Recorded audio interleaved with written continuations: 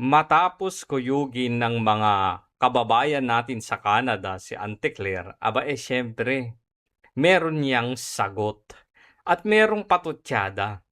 At doon, sa sinabihang pangit siya, doon siya nasaktan.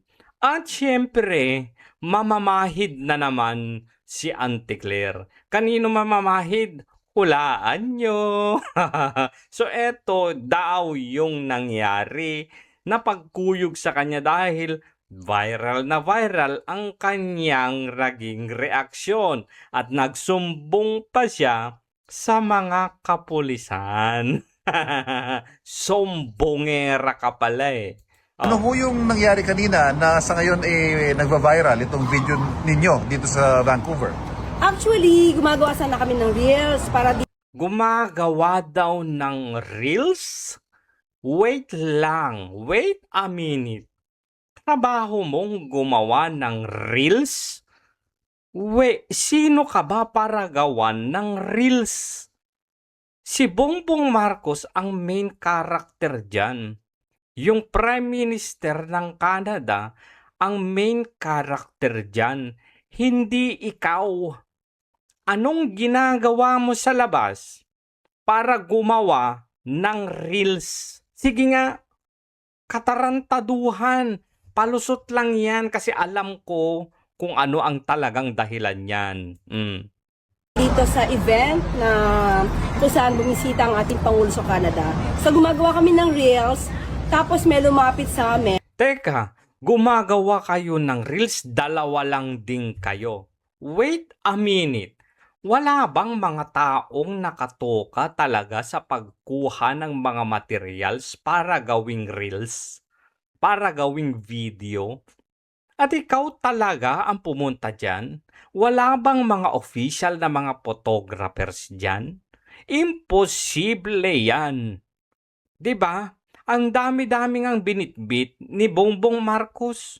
Binitbit ka nga dyan nang walang kwenta. Binitbit nga si Kokak na wala namang kwenta.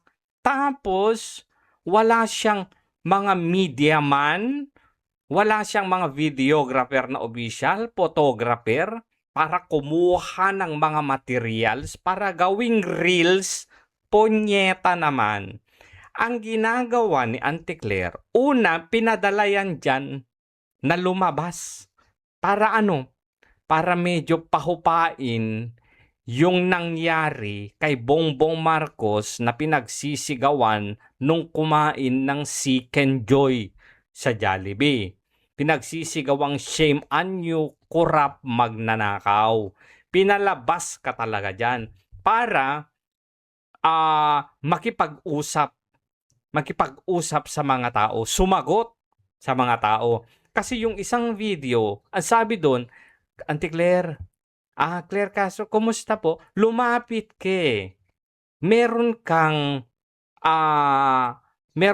balak o meron kang gagawin at gusto mong gawin na magpa-interview sa kanila pero pinigilan ka lang nung kasama mo. Pangalawa, alam nyo na galit ang mga tao sa inyo.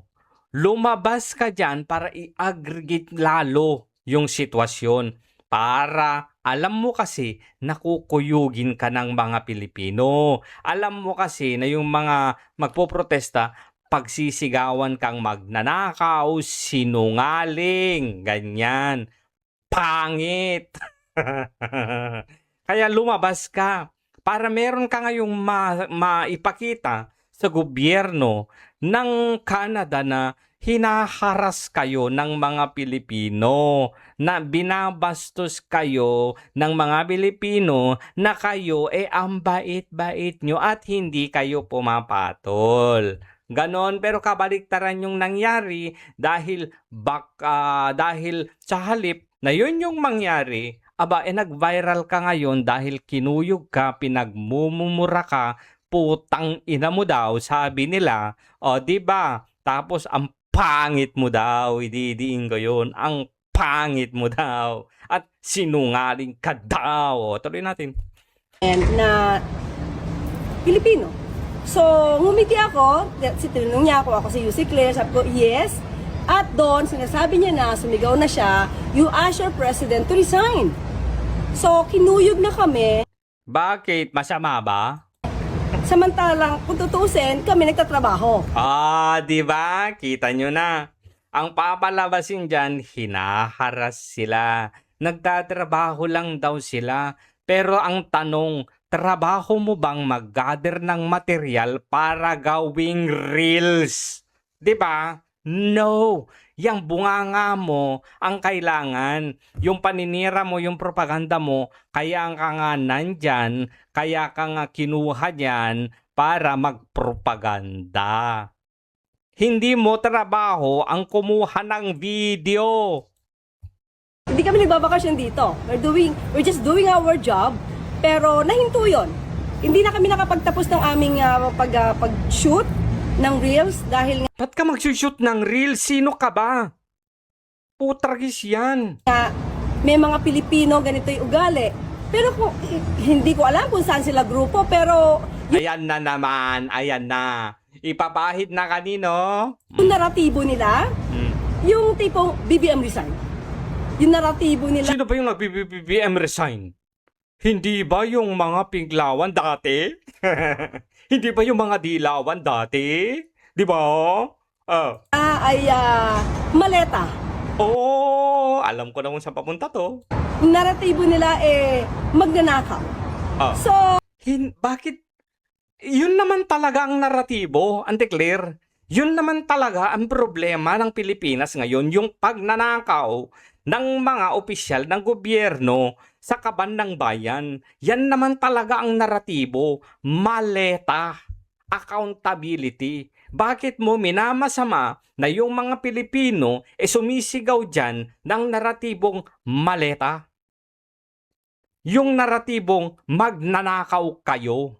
Ba't galit na galit ka? Yan naman talaga ang pinag-uusapan kahit sa bansang iniwan ninyo pansamantala para magbakasyon. Ay, hindi pala, para magtrabaho daw.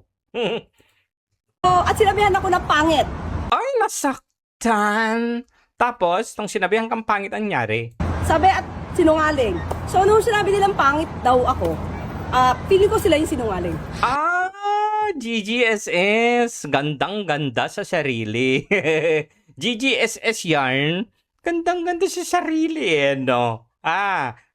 Huwag kang magbuhat ng sariling bangko, baka mabitawan mo at mabagok dyan sa ulo mo. So, may mga ganyan tao. May freedom of expression tayo, pero hindi naman kailangan maging bastos. Pilipino kayo, hindi naman ganyan na ugali ng mga Pilipino eh. Hindi. Ganyan kapag ka talagang sukdulan na. How did you feel about that, Yusek? Did you feel threatened at any point?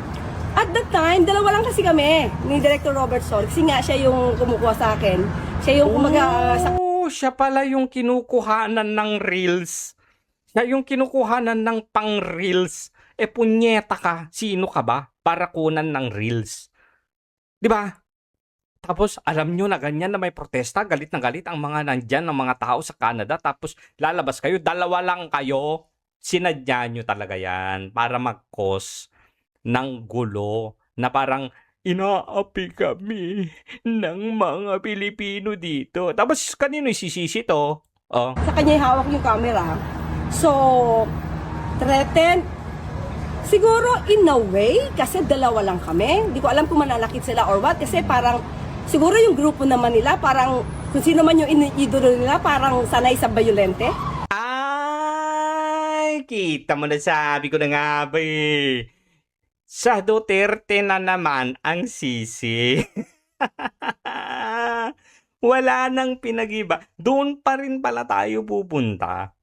Doon pa rin pala tayo pupunta sa kasalanan na naman ni Duterte dahil bayolente si Duterte. Yun yung iniidolo nila. Mga sinungaling daw kayo, mga nandyan. Mga sinungaling daw kayo, hindi daw siya pangit. Ba't nyo man kasi sasabihan ng pangit ito? Diba? Ang pangit-pangit ng performance niya sa kanyang trabaho at ang ebidensya dyan ay yung below freezing point. Yung trust rating ng kanyang amo. Negative 15. Ang tigas na mukha mo. Parang kasing tigas ng yelo. Oh, yung kailangan mong ng ice pick para tangina ka. Di ba? Yung pagiging violente. So, syempre hindi namin alam. Buti na lang, thank God, na pagtawid kasi namin, hindi namin alam na may mga police officers.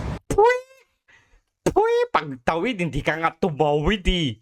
Tumawid daw. Pumunta ka talaga dun sa mga pulis kasi nakita mo na may mga pulis at expected na may mga pulis talaga dyan. Sinungaling. Oh, kaya ka nasasabihang sinungaling.